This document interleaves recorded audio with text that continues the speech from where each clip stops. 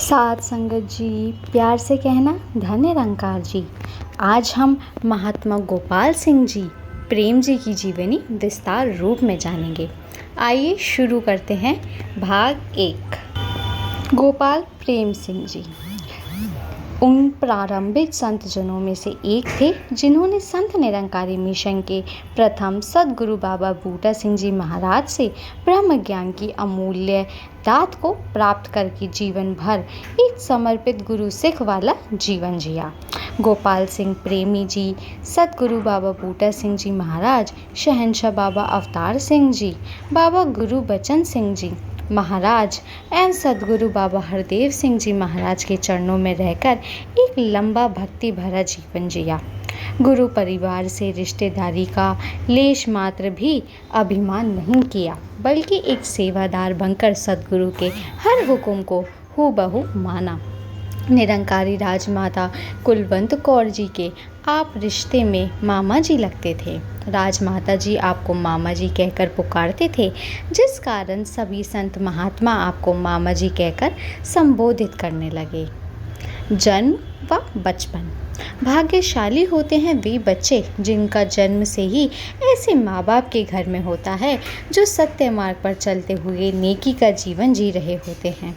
इन्हीं भाग्यशाली बच्चों में से एक थे गोपाल सिंह प्रेमी। 15 नवंबर 1921 को पिता रतन सिंह व माता नानकी जी के गृहस्थ में एक शिशु के गांव लतीफाल, जिला झेलम, पाकिस्तान में जन्म लिया। रतन सिंह जी शहंशाह बाबा अवतार सिंह जी के चाचा जी थे।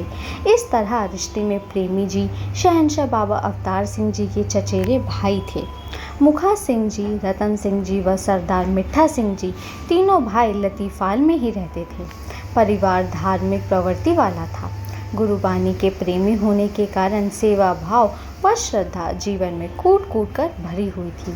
सच्चाई पर चलने व नेक जीवन जीकर संतुष्टि वाले इस परिवार के सभी सदस्यों को गांव व बिरादरी के सभी लोग सम्मान देते थे।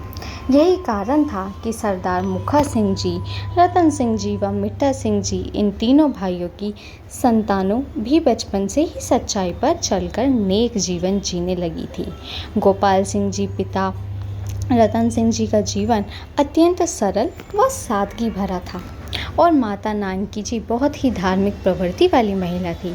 सच्चाई का सामना बड़ी निर्भयता से करना उनके स्वभाव में था। गोपाल सिंह जी अवतार सिंह जी से 21 वर्ष छोटे थे। अवतार सिंह जी अपने चचेरे भाई से बहुत प्रेम करते थे। भले ही अवतार सिंह जी 1912 में ही रावलपिंडी में आकर रोज़ा रोटी कमाने लग गए थे, लेकिन ये अवसर लतीफाल जाते रहते थे। यह निरंकार प्रभु की अपनी क्रीड़ा ही थी कि मात्र 6 वर्ष की आयु में ही अवतार सिंह जी को अपना पिता मुखा सिंह जी के देहांत के पश्चात जीवन का संघर्ष आरंभ हो गया। एक यतीम बच्चे की वेदना को उन्हें अनुभव था।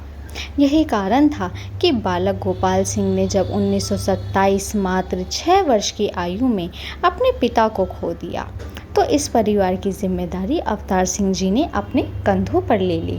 गोपाल सिंह जी का एक छोटा भाई जसवंत सिंह था। 1937 में जसवंत सिंह जी युवावस्था में ही ब्रह्मलीन हो गए। आपकी 2 बहनें सोमवंती जी निरंकारी राजमाता कुलवंत कौर जी की माता जी और दूसरी आज्ञा कौर जी संत निरंकारी मंडल के प्रथम उप प्रधान बाऊ महादेव सिंह जी की धर्म पत्नी थी। दोनों बहनें आपकी भांति बचपन से ही भक्ति का जज्बा लिए बड़ी हो रही थी। जीवन संघर्ष का आरंभ। अपने पिता के नश्वर शरीर त्यागने के पश्चात अल्प आयु में ही गोपाल सिंह जी के जीवन का संघर्ष आरंभ हो गया था। अपने गांव लतीफाल में आरंभिक विद्या शुरू ही की थी कि घर का बड़ा बेटा होने के कारण परिवार के निर्वाह की सोच ने बेचैन कर दिया। उस समय अवतार सिंह जी अपने परिवार की जिम्मेदारी संभालते हुए आपको अपने साथ पेशावर ले गए। वहां आपकी बेकरी का काम सिखाया और कुछ समय के पश्चात आपकी बेकरी की दुकान खोल दी। थी। उस समय आपकी बहन सोमवंती जी की शादी भाई साहब मन्ना सिंह जग्गी से हो चुकी थी और इसके उपरांत अवतार सिंह जी ने अपनी छोटी बहन आज्ञा कौर जी की शादी महादेव सिंह जी से करा दी। बाऊ महादेव सिंह जी ने संत निरंकारी मंडल में प्रथम उप प्रधान की सेवा के साथ साथ मिशन के प्रचार प्रसार में दिन रात एक कर दिया था। मई 1929 में भाई साहब अवतार सिंह जी ने समय के सद्गुरु बाबा बूटा सिंह जी महाराज से ब्रह्म ज्ञान की अमूल्य दात प्राप्त की और अपने सभी रिश्तेदारों को पूर्ण सद्गुरु के चरणों में आकर अपना मनुष्य जन्म सफल करने की प्रेरणा दी। उस समय गोपाल सिंह जी को भी वे सद्गुरु बाबा बूटा सिंह जी के चरणों में ले गए। ब्रह्म ज्ञान प्राप्त करने के बाद आपने जीवन के लक्ष्य गुरु के आदेश अनुसार जीवन जीना बन गया। आपकी नम्रता, सेवा भाव और सद्भावना से प्रभावित होकर कई रूहों ने ब्रह्म ज्ञान की प्राप्ति की। जैसे एक बार आपकी विवाहित बहन सोमवंती जी आपको मिलने के लिए पेशावर आए। आपने सेवा भाव में प्रेम भरे व्यवहार ने उन्हें बहुत प्रभावित किया। उन्होंने भी बाबा बूटा सिंह जी महाराज से ब्रह्म ज्ञान की दात प्राप्त कर ली और वापस अपने घर जाकर पूरे परिवार को सद्गुरु के चरणों से इस अनमोल दात की प्राप्त करने की प्रेरणा दी। जब सद्गुरु बाबा बूटा सिंह जी महाराज एवं गुरु सिख भाई अवतार सिंह जी परिवार सहित रावलपिंडी में आ गए ताकि प्रकार को बढ़ावा दे सके, गोपाल सिंह प्रेमी जी व अन्य महापुरुष पेशावर में ही प्रचार प्रसार में योगदान देते रहे। आपके जीजा बाऊ महादेव सिंह जी रावलपिंडी में मोटर स्पेयर पार्ट्स का कार्य करते थे। वर्ष 1934 में बाबा बूटा सिंह जी का संकेत पाकर आप रावलपिंडी आ गए। आप रावलपिंडी में बाऊ महादेव सिंह जी के स्पेयर पार्ट्स की दुकान पर कार्य करने लगे। इस कारोबार की अच्छी तरह समझ सके। 1943 में बाबा बूटा सिंह महाराज जी ने इस नश्वर शरीर को त्याग दिया। इसके उपरांत शहंशाह बाबा अवतार सिंह जी ने मिशन की भागडोर संभाली। गोपाल सिंह प्रेमी जी शहंशाह बाबा अवतार सिंह जी के चरणों में रहकर एक समर्पित गुरु सिख का जीवन जीने लगे।